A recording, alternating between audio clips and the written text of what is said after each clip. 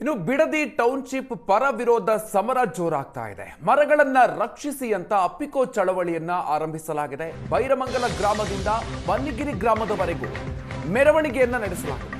ಬನ್ನಿಗಿರಿ ಗ್ರಾಮದಲ್ಲಿ ಮರಗಳನ್ನು ತಬ್ಬಿ ರೈತರು ಘೋಷಣೆಗಳನ್ನು ಕೂಗಿದ್ದಾರೆ. ಮರಗಳನ್ನು ರಕ್ಷಿಸಿ, ಪ್ರಕೃತಿ ನಮ್ಮ ತಾಯಿ ಅಂತ ಘೋಷಣೆಯನ್ನು ಕೂಗಲಾಗಿದೆ. ಅಭಿವೃದ್ಧಿ ಹೆಸರಲ್ಲಿ ನಾಶ ಬೇಡ ಅಂತ ಪ್ಲೇಕಾರ್ಡ್ ಅನ್ನ ಹಿಡಿದು ಪ್ರದರ್ಶನವನ್ನು ಕೂಡ ಮಾಡಲಾಗಿದೆ. ಬಿಡದಿ ಟೌನ್ಶಿಪ್ ವಿಚಾರಕ್ಕೆ ಸಂಬಂಧಪಟ್ಟಂತೆ ಪರ ವಿರೋಧ ಸಮರ ಈಗ ಮತ್ತಷ್ಟು ತೀವ್ರಗೊಳ್ತಾ ಇದೆ. ಬೈರಮಂಗಲ ಗ್ರಾಮದಿಂದ ಇವತ್ತು ಬನ್ನಿಗಿರಿ ಗ್ರಾಮದವರೆಗೂ ಕೂಡ ಮೆರವಣಿಗೆಯನ್ನು ನಡೆಸಲಾಯಿತು. ಮರಗಳನ್ನು ರಕ್ಷಿಸಿ ಅಂತ ಅಪ್ಪಿಕೋ ಚಳವಳಿಯನ್ನ ಆರಂಭಿಸಲಾಗಿದೆ. ಸಾಕಷ್ಟು ಸಂಖ್ಯೆಯಲ್ಲಿ ರೈತರು ಭಾಗಿಯಾಗಿದ್ರು.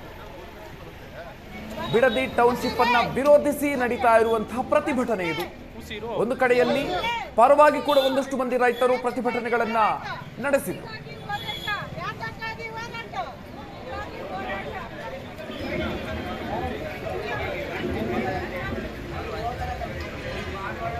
ಬಿಡದಿ ಟೌನ್ಶಿಪ್ನ ವಿರೋಧಿಸಿ ರೈತರು ಕಳೆದ 15 ತಿಂಗಳಿನಿಂದ ಪ್ರತಿಭಟನೆ ಮಾಡ್ತಾ ಇದ್ದಾರೆ.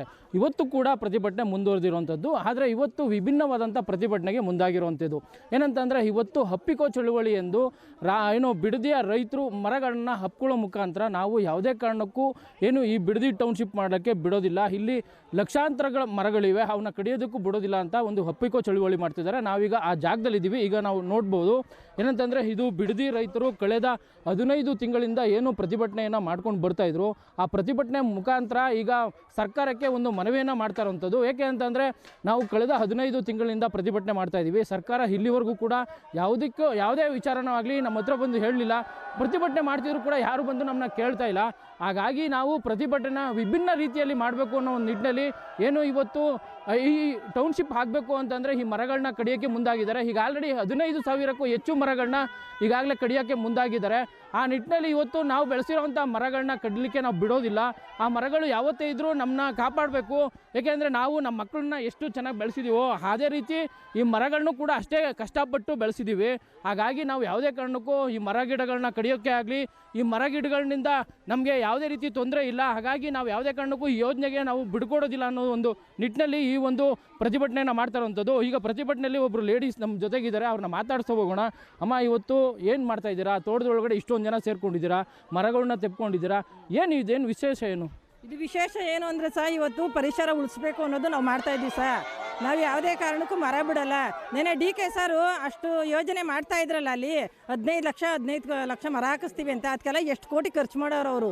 ನಾವು ರೈತರುಗಳು ನಾವು ಕಷ್ಟಪಟ್ಟು ಇವೆಲ್ಲ ಸಂಪಾದನೆ ಮಾಡಿದ್ವಿ. ನಾವು ಯಾವುದೇ ಕಾರಣಕ್ಕೂ ನಮ್ಮ ಮರಣ ಹೋಮ ಮಾಡೋಕ್ಕೆ ನಮ್ಮ ಮರಗಳನ್ನೇ ಆಗಲಿ ನಾವು ಬಿಡಲ್ಲ. ಅವ್ರು ಏನಾನ ಅದೇ ಬಂದರು ಅಂದರೆ ಅವ್ರನ್ನೇ ಇಲ್ಲೇ ಊತಾಕ್ತೀವಿ. ನಾವು ಪರಿಸರ ನಾವು ಉಳಿಸ್ಕೋತೀವಿ ಸರ್.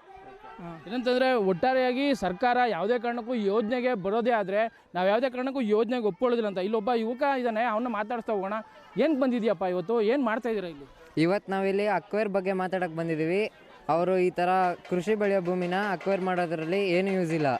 ಇವಾಗ ನಾವು ಅದರಲ್ಲಿ ನಮಗೂ ಸ್ಕೂಲಿಗೆ ಫೀಸ್ ಕಟ್ತಾರೆ ನಮ್ಮ ಅಪ್ಪ ಅಮ್ಮ, ಮತ್ತು ನಾವು ಇಲ್ಲಿ ಬೆಳೆ ಬೆಳ್ಕೊಂಡಿರ್ತೀವಿ. ಇವತ್ತು ಮರಗಳನ್ನ ತೆಪ್ಕೊಂಡಿದ್ದೀರಾ, ಏನು ಕಾರಣ? ಇದನ್ನ ಕಡಿತಾರೆ ಅಂತ ನಾವು ಇಲ್ಲಿ ತಪ್ಕೊಂಡಿರೋದು. ಈ ಕಡಿಯೋದು ಬೇಡ ಅಂತೀಯಾ? ಹಾಂ ಸರ್. ಓಕೆ ಸರ್, ಇಲ್ಲೊಬ್ಬರು ರೈತರಿದ್ದಾರೆ, ಅವ್ರನ್ನ ಮಾತಾಡಿಸ್ತಾ ಹೋಗೋಣ.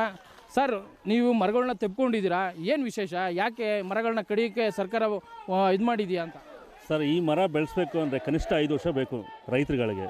ಇವ್ರು ಬಂದು ಇವಾಗ ಏಕಾಏಕ ಕಡಿತೀವಿ ಅಂದರೆ ನಮಗೂ ಹೊಟ್ಟೆ ಉರಿತದೆ. ಇಲ್ಲಿ ಕೆಲವರು ಕೊಡ್ತೀನಿ ಪರ ಇರೋರು ವಾದ ಏನಂದರೆ, ನೀರು ಸರಿ ಇಲ್ಲ, ಇಲ್ಲಿ ಗಲೀಜು ನೀರು ಅಂತ.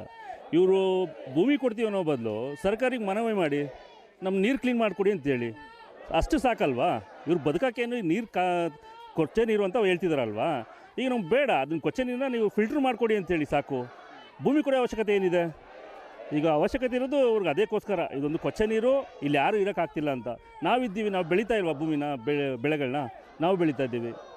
ನಮ್ಮದು ಜಮೀನು ಸ್ವಲ್ಪನೂ ಇಲ್ಲ, ನಾವು ಬೇರೆ ಜಮೀನನ್ನ ಮಾಡ್ಕೊಂಡಿದ್ದೀವಿ. 3 ಎಕರೆ ಗುತ್ತಿಗೆ ಮಾಡ್ಕೊಂಡಿದ್ದೀವಿ. ಈ ಮಕ್ಕಳನ್ನ ಎಜುಕೇಷನ್ ಕೊಡಿಸ್ತಾ ಇದ್ದೀವಿ. ನಮ್ಮ ಜೀವನ ಸಾಗಿಸ್ತಾ ಇದ್ದೀವಿ. ನಮಗೆ ಯಾವುದೇ ಅಕ್ವೈರ್ ಬೇಡ ಸರ್. ನಮಗೆ ರಾಮನಗರದಿಂದ ಜಗದೀಶ್, ಏಷ್ಯಾನೆಟ್ ಸುವರ್ಣ ನ್ಯೂಸ್.